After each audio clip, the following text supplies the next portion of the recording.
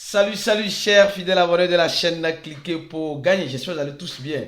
Alors dans cette vidéo, nous allons parler des top 8 crypto-monnaies qui appartiennent aux échangeurs. Et quels sont ces échangeurs-là? Vous allez découvrir tout cela dans cette vidéo. Nous allons parler aussi des fonctionnaires d'un échangeur qui ont essayé de dévier la réglementation et aujourd'hui sont en train de payer le prix. Oui, nous allons aussi parler des analystes qui sont en train de nous dire, des grands analystes qui sont en train de nous dire quelque chose. Nous allons aussi parler de Shiba Inu, nous allons parler d'un échangeur aussi qui quitte un territoire sous pression, je crois bien. Alors, si vous n'êtes pas encore un fidèle abonné, prenez l'agréable plaisir de vous abonner et mieux encore, activez la cloche de notification ici pour ne rater aucune de nos prochaines vidéos. Car nous venons vous informer en temps réel de tout ce qui se passe dans l'écosystème des crypto-monnaies. C'est le journal même des crypto-monnaies.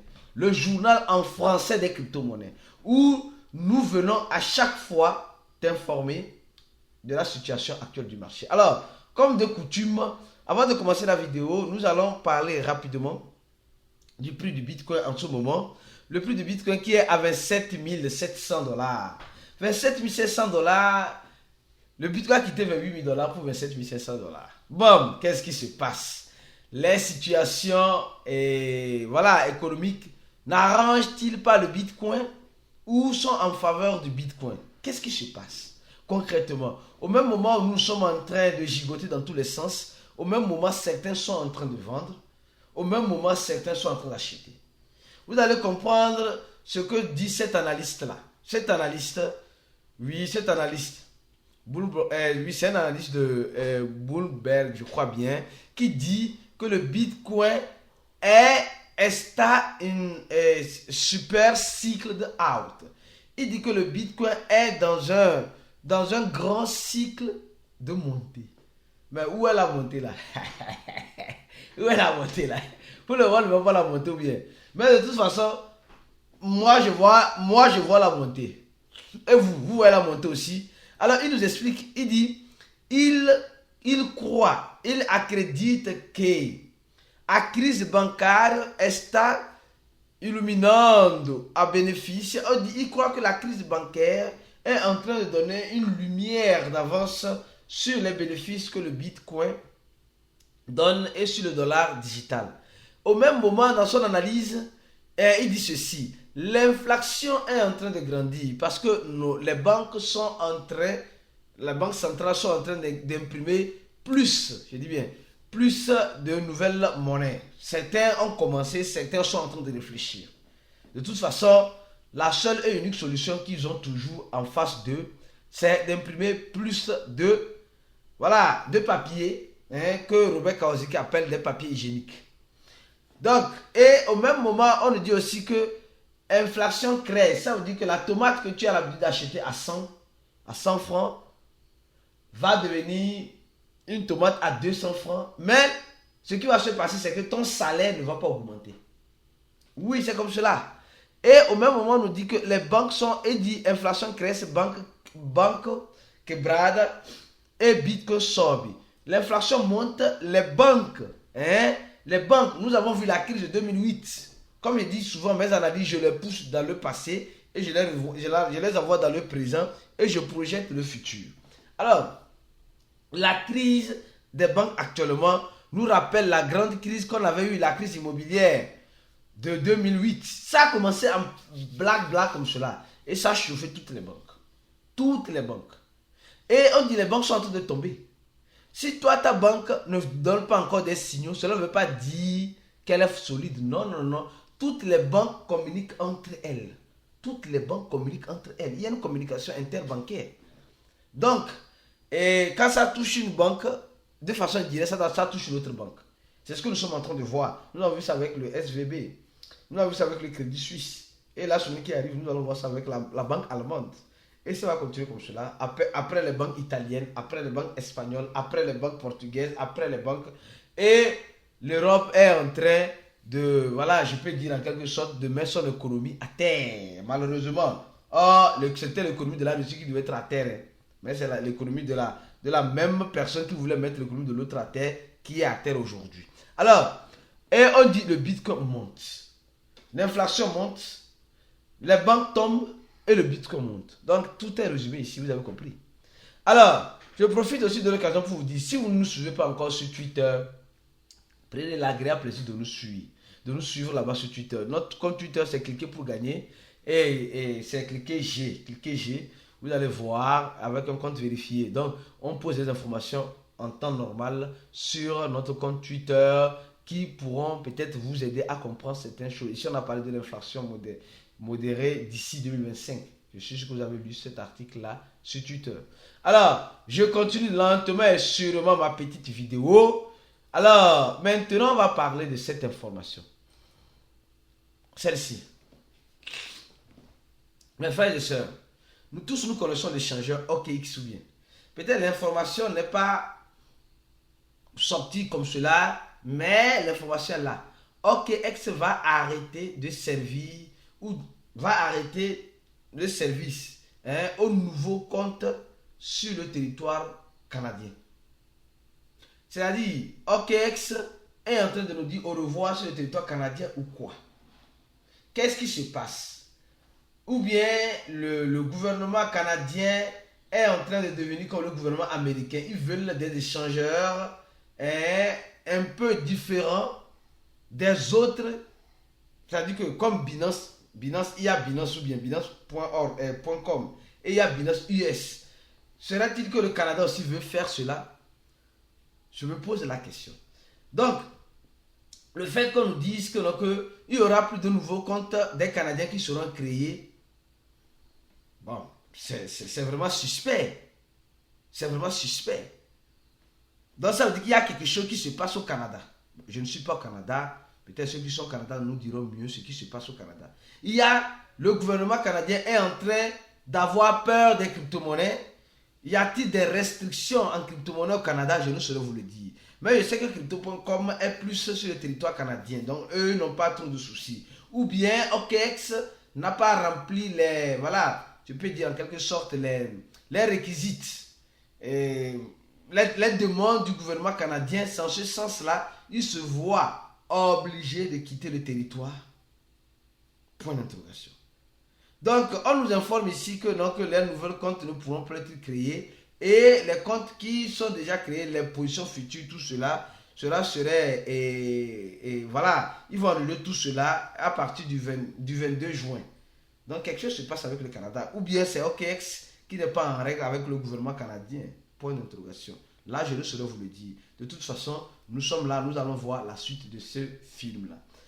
Au même moment, voilà une autre information. Au même moment, on nous informe de ceci. Que les angels, c'est les gens qui donnent le support au niveau de Binance, les angels de Binance, les ambassadeurs entre aspects, il y a les angels et les ambassadeurs. Bon, écoute. Les angels de Binance en Chine ont aidé lors de la sanction, lors de l'interdiction du gouvernement chinois à contourner les sanctions. Les gars, c'est grave. C'est vraiment grave. Je ne sais pas, et c'est en ce sens-là que je dis. Moi, désolé, depuis quelques jours, je ne me sens pas bien, mais j'essaie de faire de mon mieux pour être présent avec vous ici. Alors, comme vous le voyez, les angels Binance qui doivent aider à recadrer tout ce qui est mal cadré sont en train de trouver des faillettes pour contourner le système.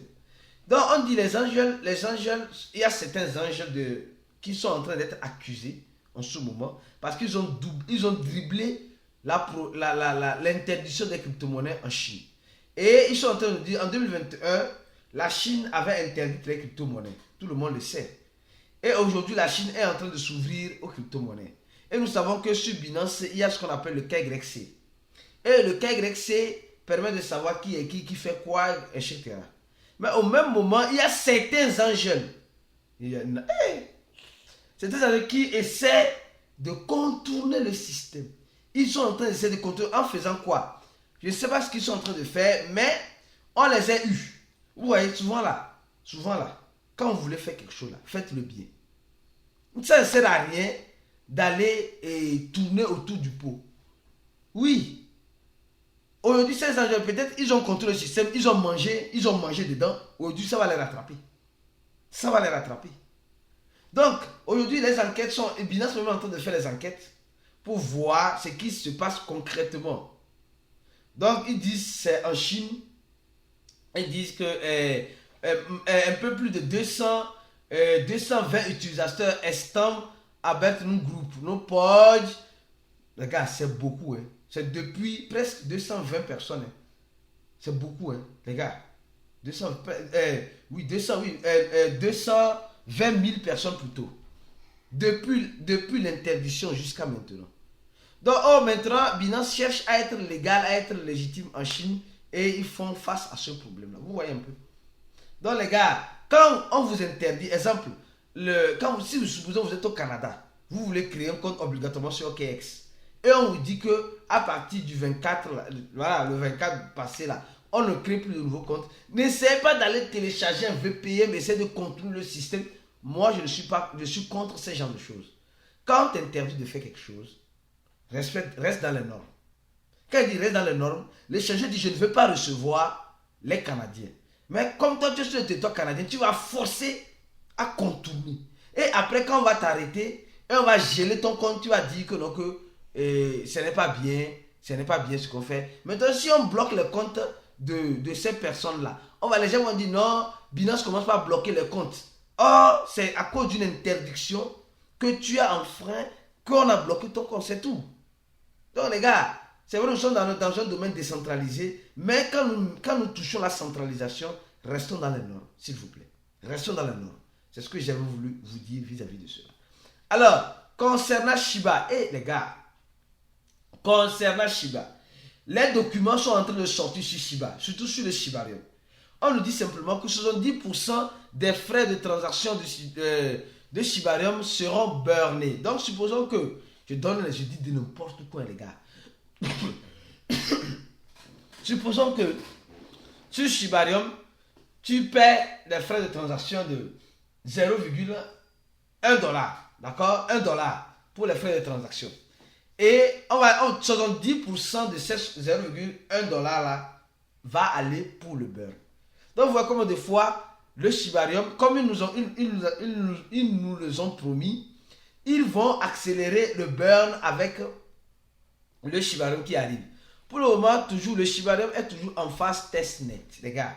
En phase testnet. Et déjà en phase testnet, ils sont déjà en train de nous dire certaines choses. Et on dit simplement que nous savons que le Shiba a plus la communauté des baleines de l'écosystème d'Ethereum. Donc, ils vont se sentir plus à l'aise en payant des frais moins chers par rapport à la blockchain Ethereum. Et là, ça va donner plus de l'engouement dans la blockchain. Parce que plus tu fais une transaction dans la blockchain de Shiba, plus tu aides l'écosystème à avancer. Donc, les fanatiques, je ne peux pas dire, bon, je ne sais pas si le mot existe. Les gens qui aiment le Shiba, on les appelle comment? À l'armée Shiba. Voilà, l'armée Shiba. J'allais dire un mot vraiment inexistant. Donc, les gens qui sont dans l'armée Shiba, les fanatiques de Shiba, que nous sommes, il y a quelque chose. Plus nous allons faire les transactions avec la blockchain de Shiba, qui est le Shibarium, plus nous sommes en train d'aider Shiba à arriver à ses buts et à ses fins. Je pense qu'on s'est compris. Alors maintenant, parlons-en rapidement des top échangeurs. Avant de parler des top échangeurs, pause publicitaire. Mes frères et sœurs, si vous ne savez pas encore, vous devez maintenant savoir. Nous avons notre cours qui est toujours disponible. Le cours de cliquer pour gagner, changer de vie grâce à la crypto-monnaie. Vous allez changer votre vie grâce à la crypto-monnaie. Comment vous allez changer votre vie? Quand vous appuyez sur le premier, vous allez voir. Vous allez voir le formulaire, vous remplissez et là vous payez $80 pour avoir accès à notre cours, à toutes nos stratégies, et surtout à notre accompagnement. Parce que nous donnons l'accompagnement nécessaire. Hier, on a fait un chat dans le groupe VIP. On a fait un chat. Donc si tu n'es pas là-bas, tu rates beaucoup de choses. Malheureusement, mon frère, tu rates beaucoup de choses. Deuxième événement, le deuxième lien, c'est le lien de notre cofraternisation. L'événement qui rassemble tous les cryptophiles venant du monde entier. Si tu es un cryptophile de ces chaînes, remplis ce formulaire-là et on se dit à très bientôt au Bénin. Bientôt, on va passer un communiqué pour la fermeture de la liste de la préinscription. On a déjà presque, on n'atteint pas encore 300, un peu plus de 300, je dis un peu plus de 300, moins de 300 sectes, mais c'est largement suffisant parce que notre limite des personnes qui vont venir là-bas, entre 100 et 200 personnes. Donc on a déjà dépassé presque la limite. Donc on va bientôt fermer le formulaire de la préinscription. Et quand on va fermer, c'est fini. Même tu peux avoir des milliards, tu veux venir, tu ne pourras plus venir. Au cas où quelqu'un te vend sa place, c'est tout. Alors, les tops crypto-monnaies, des tops échangeurs que nous connaissons. D'abord, le BNB, les gars. Le BNB. C'est vrai, le BNB, c'est l'une des grands échangeurs dans l'écosystème. Elle a sa monnaie qu'on appelle le BNB. Alors, le BNB, si vous avez la possibilité, tout ce que je dis, ce n'est pas un conseil d'investissement, c'est juste des analyses. Si vous avez la possibilité, n'hésitez pas à la voir. La toute première crypto-monnaie. Ce n'est pas un conseil d'investissement, les gars. Cette crypto-monnaie, je ne la connais pas. Anus, voilà, Léo, je ne connais pas.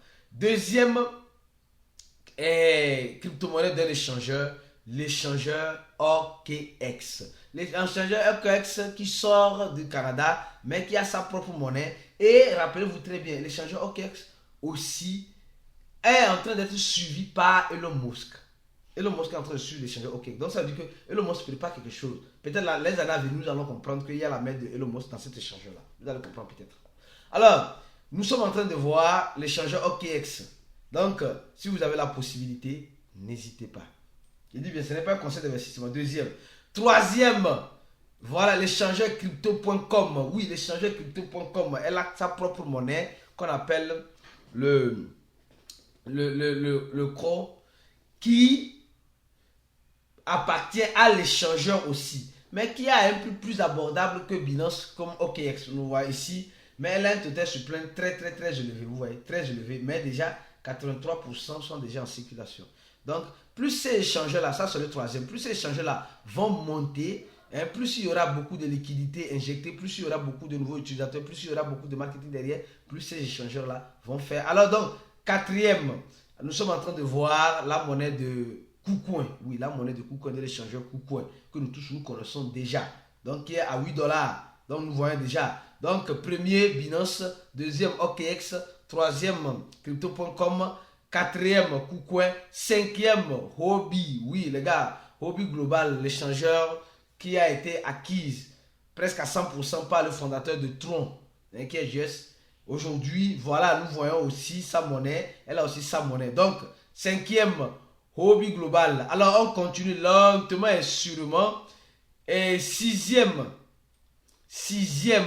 l'échangeur Get.io. Elles ont leur propre monnaie qu'on appelle le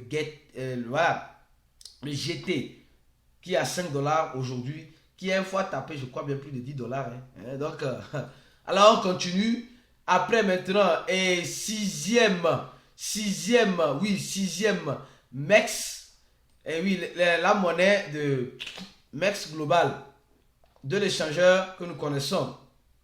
Et MEX, c'est global. Nous sommes en train de discuter avec eux. Peut-être nous allons venir avec une promotion spéciale avec eux pour tous ceux qui vont s'inscrire futurement avec notre lien. Ils vont gagner, je crois bien, 50 $. Donc nous sommes en train de négocier. Dès que les négociations sont prêtes, nous allons ouvrir cette opportunité pour ceux qui n'ont pas encore un compte là-bas. Donc, si vous n'avez pas encore un compte là-bas, soyez patients. Peut-être il y aura un lien qui viendra. Quand vous allez vous inscrire grâce à ce lien, vous allez gagner peut-être 50 $ en passant le KYC. Donc, l'échangeur MEX Global que nous tous nous connaissons, donc leur token aussi, si vous avez la possibilité, qui coûte presque 2 $ déjà. Et le dernier, c'est l'échangeur. BitJet. Oui, les gars, l'échangeur BitJet, nous sommes en partenariat déjà avec eux. Pour ceux qui ont créé leur compte et qui mouvementent leur compte au-dessus de 100 $, vous avez la possibilité d'avoir 2 $ ou plus et certains avantages en utilisant notre lien de parrainage. Alors donc, voilà les 8 crypto-monnaies des échangeurs qui peuvent, si l'échangeur continue d'apporter une innovation sur sa plateforme, qui peuvent toutefois faire feu à l'avenir. Restez connectés, on se dit à la prochaine vidéo et ciao!